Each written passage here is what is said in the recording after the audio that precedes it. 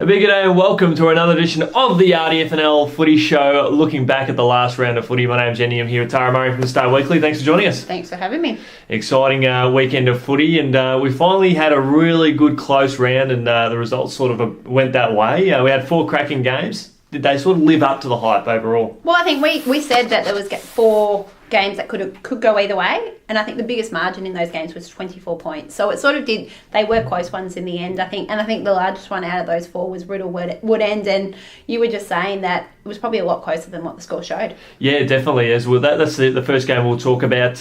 Riddle ended up beating Woodend 102 to 78.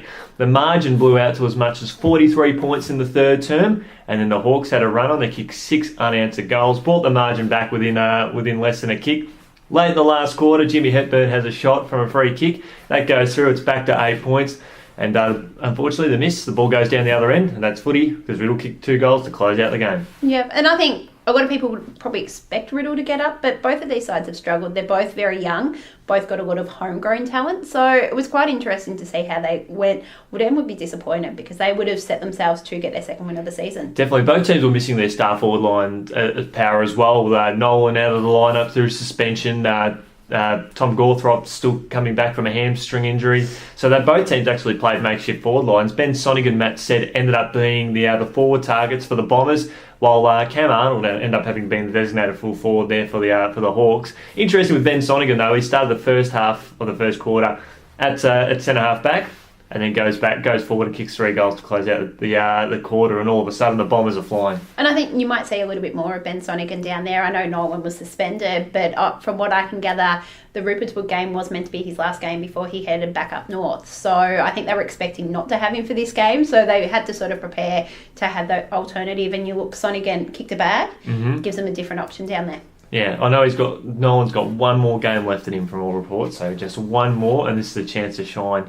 It could be this weekend, but we'll talk about that later on in the week, because Lansfield recorded their first win of 2017, and they had to come from behind to do it in a big, nearly a 50-point turnaround from quarter time. It was, and you look at that first quarter, Lansfield did not look like the winners. They were 32 points down at quarter time, didn't kick a goal in that first quarter, so they were bitterly disappointing. And I know I spoke to Cam White after the game, and he said they made a really, really big focus on their starts, and they just weren't switched on. They just didn't really start well. So they got back into the game a little bit in that second quarter, but it was the third quarter that ended up being the difference. They put a man behind the ball, and when Broadford had the wind, and they managed to restrict them and kick a couple of goals, and they were only 6 points down in the last quarter. And both of these sides haven't had the ability to play 4 full quarters, and it was shown with Broadford running out of legs. Yeah, how do you sort of measure that with Broadford? Where are they at the moment in your view? They're improving, and you look at it, they had some really big losses to start the season, but I don't think there's been as much damage the last few weeks. And there's a lot of time for 3 quarters they were in front.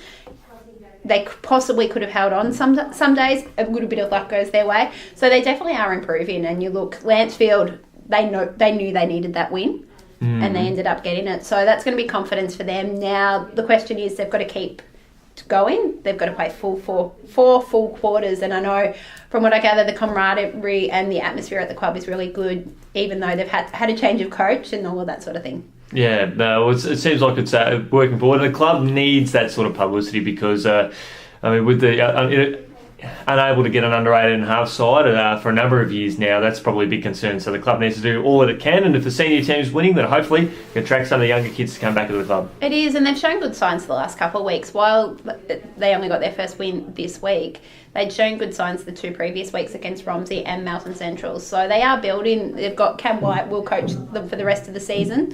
He won't be back on the field, which is disappointing for him, but they've got someone who's had a bit of AFL experience, a bit of winning experience playing in the EDFL with Greenvale as well.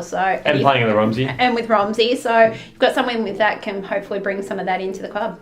Big concerns, alarm bells running for Melton Centrals as they had a big loss to Diggers Rest. Well, it was a great day for the Centrals and all they do for for Indigenous round, and they tend to get themselves up for the theme round. The result was not what they expected at all. No, I think there's a little bit of, with Melton Centrals, they started the season really well against those lower sides, and it's shown they can't match it with those top sides. They struggled against Sunbury Kangaroos, they struggled against Diggers Rest. And on the flip side, Diggers Rest weren't happy after losing to Romsey a few weeks ago. It was a bit of a reality check. They sort of had to refocus, and they said they didn't work hard enough against Romsey. So speaking with Sean Sims, they set themselves the 4-week block between then and the bye to really set themselves and to get back to doing what they're doing. And Sims said that Saturday was their best quarter performance of the year.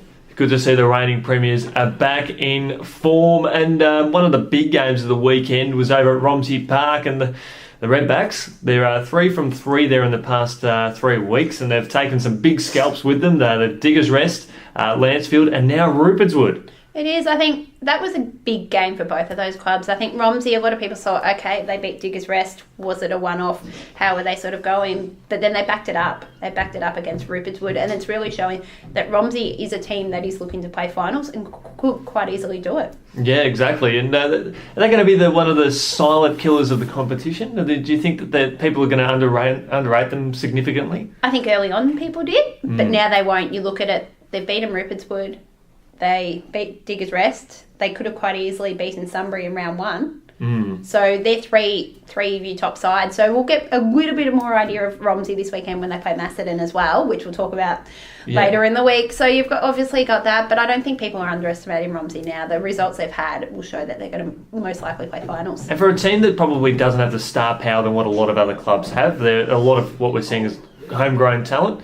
And that's ultimately the build that they wanted to have, and they tried doing it last year, and they've had a lot of those guys with senior experience and now stepping up to the mark. It is, exactly. It's that second year. They've had the experience last year where they possibly weren't running out matches, weren't able to play for full 4 quarters. Now that they've got that little bit more run, they've a little bit more strength, and they've added a little bit more experience around the edges as well, which is always important to have. So definitely on the up is Romsey. Yeah, certainly flying at the moment. Macedon and Rockbank. Macedon, they just didn't get their kicking boots on because it could have been a lot scarier. I think it was a result we all expected. Macedon to easily beat the Rams, and Macedon started well again. We've said it so many times this season. They started well. You look, Rockbank kicked 5 goals for the game. They kicked 3 of them in the last quarter. So they only lost the last quarter, I think, by under a goal. So there was positive signs that the Rams didn't give up. But as you said, the Cats could have won a lot more easily. And interesting, we'll have to get the stats over the coming weeks, but Macedon have only conceded about 3 goals in the first term for the year and then kicked 30 plus or something like that. So that is a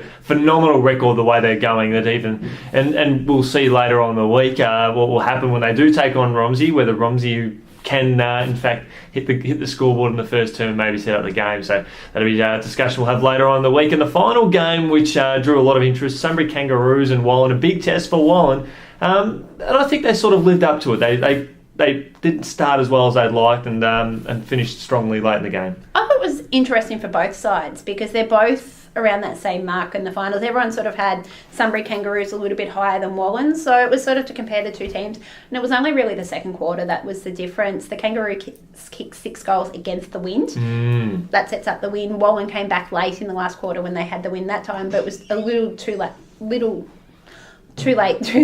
in the end. So looks like it was that second quarter, but I think the Kangaroos are really building. I think we spoke earlier in the season, it was all Ryan Pretty up forward. Yeah. But now the last few weeks you've had Mitch Farmer and Phil Wobb both kicking multiple goals. So they've got now 3-4 different options up forward, and that forward line's clicking, so they're really starting to build. Are they starting to build themselves as a genuine contender for 2017? I always thought they would be. Yeah. I had them up in my top 4 before the season started, and they haven't shown anything to say they're not going to be. Their only loss this season has been to Diggers Rest, and even that day they weren't smashed. They wasted the ball. They were pretty scrappy. So a little bit of luck and a little bit of improvement, they could have quite easily got over the line. We're watching them with great interest as the season kicks on, but that's all we've got for looking back at the previous round of the RDFNL. Tara, thanks so much for joining us. We look forward to catching up with you later on in the week. Thanks for having me.